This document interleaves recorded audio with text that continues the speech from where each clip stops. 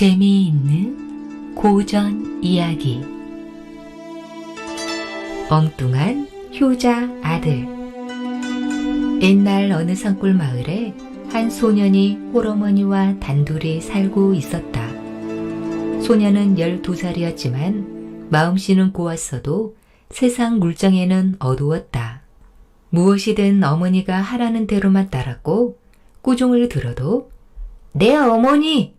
하며 고개를 숙이는 효자였다.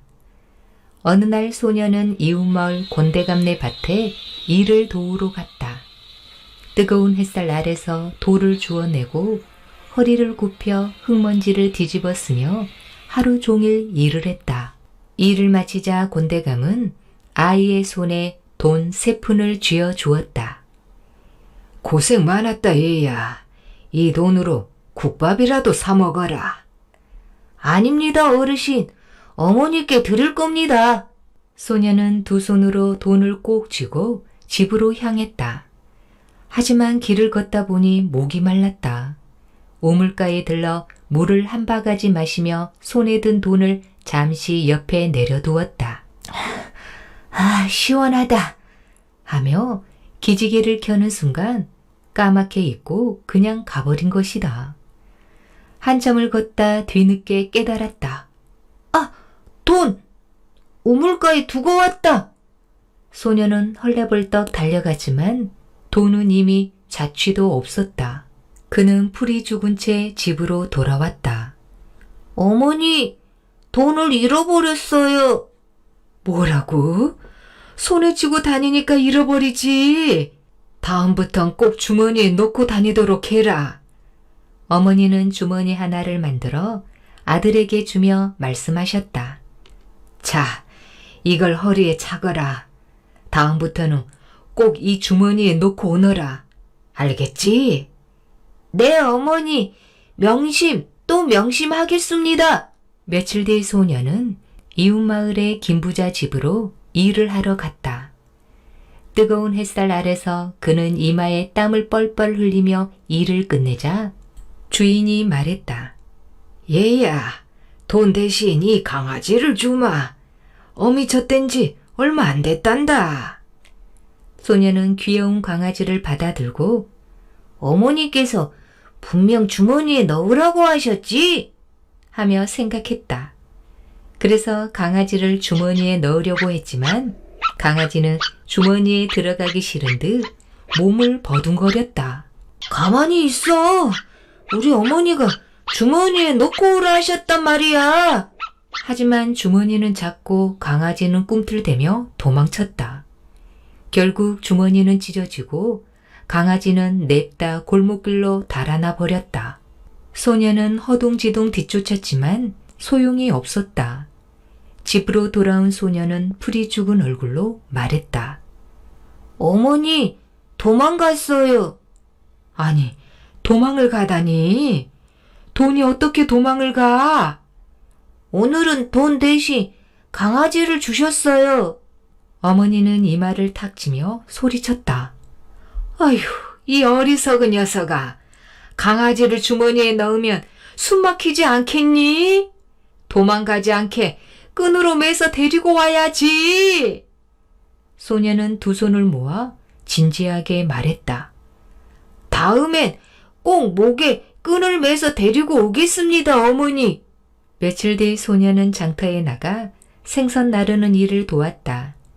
주인은 생선 3마리를 품삯으로 주었다. 얘야, 오늘은 이걸 가져가서 어머니랑 구워 먹거라. 고맙습니다. 어머니가 무척 좋아하시겠어요. 소년은 집으로 가며 생각했다.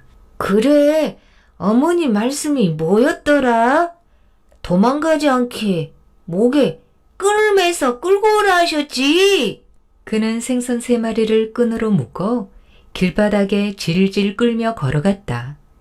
비린내가 진동했고 고양이들이 여기저기서 몰려왔다. 녀석들은 재빠르게 달려들어 생선을 뜯어먹기 시작했다.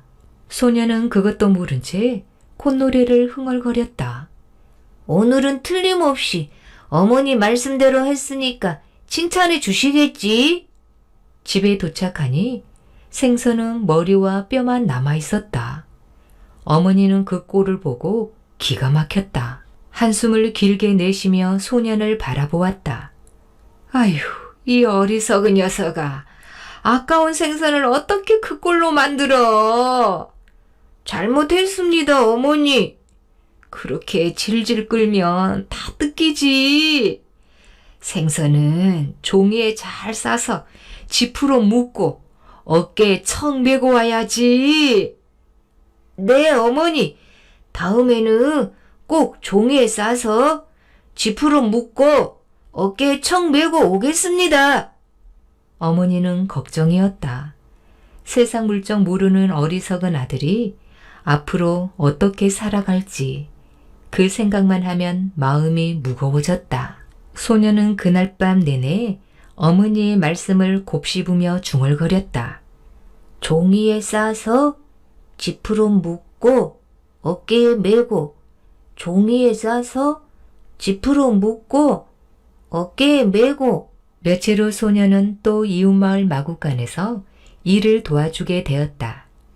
온몸이 땀으로 젖을 만큼 열심히 일하자 주인 하인이 흐뭇한 미소를 지었다.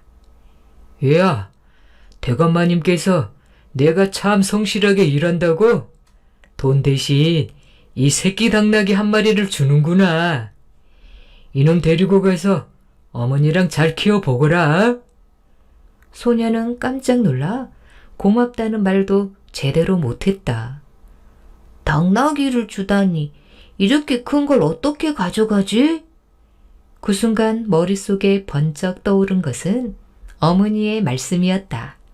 아, 맞다. 어머니가 그러셨지. 종이에 싸서 지푸로 묶고 어깨에 청 메고 오라 하셨지. 소녀는 허둥지둥 주인에게 부탁했다. 저 종이 좀 얻을 수 있을까요? 종이? 뭐하게? 당나귀 싸야 합니다. 주인은 어리둥절했지만 글공부용으로 쓰던 낡은 종이 몇 장을 내주었다. 소녀는 또 논둑에 묶여있던 집단을 가져왔다. 그리하여 새끼 당나귀의 몸을 종이로 칭칭 감고 지푸로 꽁꽁 묶었다. 그러나 문제는 그 다음이었다. 당나귀는 소년보다 훨씬 컸다. 소년은 땀을 뻘뻘 흘리며 당나귀 밑으로 들어갔다. 가만히 좀 있어봐. 우리 어머니가 어깨 청 메고 오라 하셨단 말이야. 하지만 당나귀는 답답해서 울며 발을 구르고 버둥거렸다. 이놈아, 잠깐만 가만히 있으라니까. 그 모습이 얼마나 우스웠던지 길가를 지나던 사람들이 하나둘 발걸음을 멈췄다. 그리고 이내 웃음보가 터졌다. 아이고, 저 애 좀 봐. 아니, 당나귀를 왜 종이로 싸서 묶은 거야? 허허이, 저 녀석 봐라. 왜 당나귀를 업으려고 하는 게야? 소녀는 대꾸할 힘도 없었다. 우리 어머니가 그러셨단 말이에요. 그는 얼굴까지 붉히며 땀에 젖은 이마를 훔쳤다. 그때 마침 그 길을 지나던 가마 한 대가 있었다. 가마 안에는 고을 원님의 어린 딸이 타고 있었는데 며칠째 병석에 누워있던 중이었다. 아무것도 먹지 못하고 말 한마디 하지 않던 딸을 걱정한 원님은 마지막으로 바람이나 쐬자며 데리고 나온 참이었다. 의원들도 손을 쓰지 못하니 원님 부부는 애가 탔다.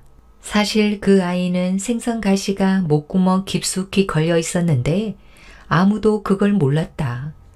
절망스러운 상황에서 마지막으로 바깥 구경이나 시키려 나왔는데 당나귀 밑에서 버둥거리는 소년을 보고 어린 딸은 웃음보가 터져 나왔다. 저것 좀 봐. 너무 웃겨. 몇 주 만에 터져 나온 웃음이었다. 그렇게 정신없이 웃는 순간 목에 걸려있던 생선 가시가 툭 하고 튀어나왔다. 순식간에 아이의 얼굴에 핏기가 돌았다. 아버지, 숨이 쉬어져요. 이제 괜찮아요. 아니, 이게 무슨 일인가? 기적이로구나. 원님은 놀란 나머지 말에서 내려 소년에게 말했다. 얘야, 어찌 당나귀를 종이로 싸서 메고 가려고 하는 것이냐? 어머니가 그렇게 하라고 하셨습니다. 뭐라? 어머니가? 소년은 모든 사정을 솔직히 이야기했다. 돈 잃어버린 날부터 강아지, 생선, 그리고 이번 당나귀까지 모든 게 어머니 말씀을 그대로 따른 것이었다. 원님은 눈시울이 붉어졌다. 그래, 세상에 이런 효자가 또 있겠느냐? 사람들이 너를 어리숙하다 하지만 나는 안다. 내가 얼마나 어머니 말씀을 귀하게 여기는지를. 원님은 곧 하인에게 명했다. 이 효자에게 황소 한 마리와 쌀 10가마니를 상으로 주어라. 소년은 두 손을 모으고 고개를 숙였다. 그날 이후 소년의 일화는 마을에 두루 퍼졌고 사람들은 그를 효자 소년이라고 불렀다. 소년은 어머니 곁에서 늘 말 잘 듣고 성실하게 살았다고 한다. 그의 어리숙한 행동은 결국 사람들에게 웃음과 감동을 주는 큰 덕이 되었던 것이다.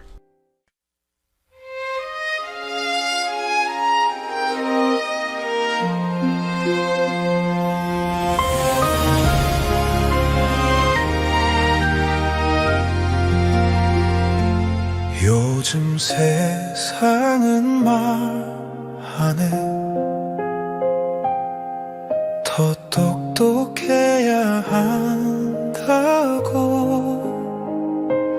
하지만 마음을 움직이는 건 언제나 진심이 없지. 어설픈 발걸음이라도 성실한 마음은 알고 있지. 세상은 요령보다 따뜻한 그 마음을 기억해. 진심은 돌아온다. 조용히 그러나 분명하게. 작은 미소 하나, 따뜻한 말 한마디. 누군가의 세상을 바꾸네. 실수 속에서도 배우고 넘어져도 다시 일어서 순수한 마음으로 걷는 길. 그게 삶의 축복이야.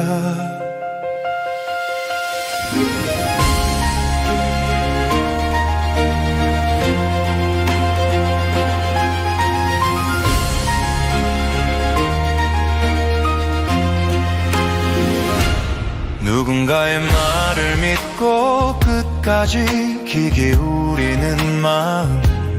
그게 사랑이고 믿음이며 세상을 밝히는 불빛.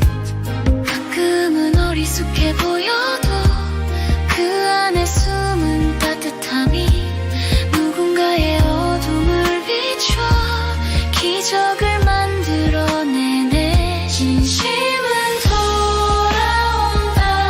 조용히 그러나 분명하게. 작은 손길 하나, 작은 위로 하나가